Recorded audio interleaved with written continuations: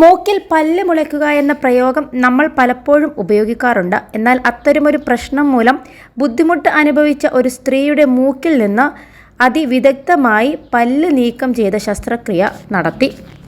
Adoor general ആശുപത്രിയിലാണ് ഇത്തരമൊരു ശസ്ത്രക്രിയ നടത്തിയത്. 37 വയസ്സുള്ള അടൂർ സ്വദേശിനിയുടെ മൂക്കിൽ പല്ല് വളർന്നത് ENT വിഭാഗം ജൂനിയർ കൺസൾട്ടന്റ് ഡോക്ടർ MR ഹരീഷാണ് കണ്ടെത്തിയത്. പിന്നീട് ശസ്ത്രക്രിയയിലൂടെ പല്ല് നീക്കി. വർഷങ്ങളായി യുവതിയുടെ മൂക്കിലൂടെ ദുർഗന്ധം വമിക്കുന്നതിനെ തുടർന്ന് സൈനസൈറ്റിസ് ആണെന്ന് കരുതി ചികിത്സ നടത്തി. എന്നാൽ അവസ്ഥയ്ക്കു മാറ്റമില്ലാതായതിനാൽ അടൂർ ജനറൽ ആശുപത്രിയിലെ ENT വിഭാഗത്തെ സമീപിച്ചു. എൻഡോസ്കോപ്പിയും CT സ്കാനും ചെയ്തപ്പോൾ മൂക്കിലേക്ക് പല്ല് വളർന്നു കയറിയത് കണ്ടെത്തി. ഈ പല്ലിൽ നിന്നുണ്ടായ അണുബാധയാണ് ദുർഗന്ധത്തിനു കാരണമായത്. Doctor Harish, doctor Blessy Philip, sister Soumya എന്നിവരുടെ നേതൃത്വത്തിൽ ശസ്ത്രക്രിയയിലൂടെ മൂക്കിൽ നിന്നും പല്ല് നീക്കി. ഇടത്തെ മൂക്കിലേക്ക് വളർന്ന പല്ലിന് 1 സെന്റിമീറ്ററോളം നീളമുണ്ടായിരുന്നു. ബുധനാഴ്ചയായിരുന്നു ശസ്ത്രക്രിയ. അന്നു വൈകിട്ട് തന്നെ ഡിസ്ചാർജ് ചെയ്തു. യുവതി ഇപ്പോൾ ആരോഗ്യവതിയാണെന്നും മൂക്കിലേക്ക് പല്ല് വളർന്നു കയറുന്നത് അപൂർവമാണെന്നും ഡോക്ടർ ഹരീഷ് പറഞ്ഞു.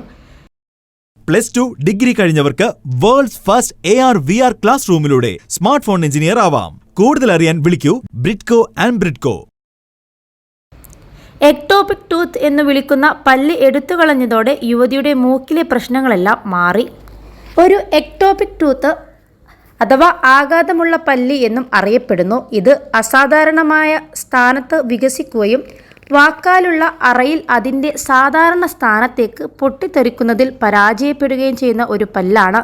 എക്ടോപിക് പല്ലുകൾ വേദന, നീർവീക്കം, അണുബാധ തുടങ്ങിയ പലതരം ലക്ഷണങ്ങൾക്ക് കാരണമാകും. ചികിത്സിച്ചില്ലെങ്കിൽ അവ കൂടുതൽ ഗുരുതരമായ സങ്കീർണതയിലേക്ക് നയിച്ചേക്കാം.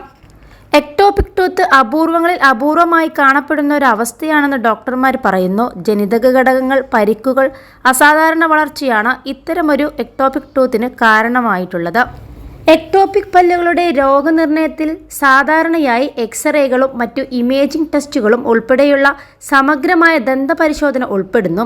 എക്ടോപിക് പല്ലുകൾക്കുള്ള ചികിത്സാ ഓപ്ഷനുകൾ അവസ്ഥയുടെ സ്ഥാനത്തെയും തീവ്രതയെയും രോഗിയുടെ പ്രായത്തെയും മൊത്തത്തിലുള്ള ആരോഗ്യത്തെയും ആശ്രയിച്ചിരിക്കുമെന്നും ഡോക്ടർമാർ പറയുന്നു. ചില സന്ദർഭങ്ങളിൽ നിരീക്ഷണം മതിയാവും. മറ്റു സന്ദർഭങ്ങളിൽ എക്ടോപിക് പല്ല് നീക്കം ചെയ്യുന്നതിനും കൂടുതൽ സങ്കീർണതകൾ തടയുന്നതിനും ശസ്ത്രക്രിയ ഇടപെടൽ ആവശ്യമായി വന്നേക്കാമെന്നും ഡോക്ടർമാർ പറയുന്നു.